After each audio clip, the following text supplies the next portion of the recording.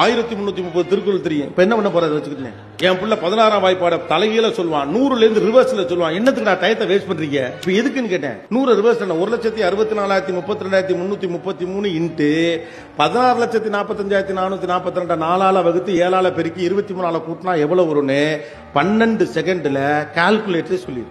இதை எதுக்கு உட்கார்ந்து கூட்டல் வகுத்தலாம் நான் பாத்துக்கிட்டு இருக்கேன். நாம எல்லாரும் எந்த கடையில எந்த கோயில்ல என்னைக்கு வெண்பொங்கல் போடுவான், எந்த கோயில்ல என்னைக்கு ஓட்ட வடை போடுவான்னு எனக்கு தான் தெரியும். Information is wealth. அந்த பீரியட் முடிஞ்சிருச்சுன்னு நமக்கு தெரியல. எப்போதுமே இன்ஃபர்மேஷன் வெல்த் கிடையாது.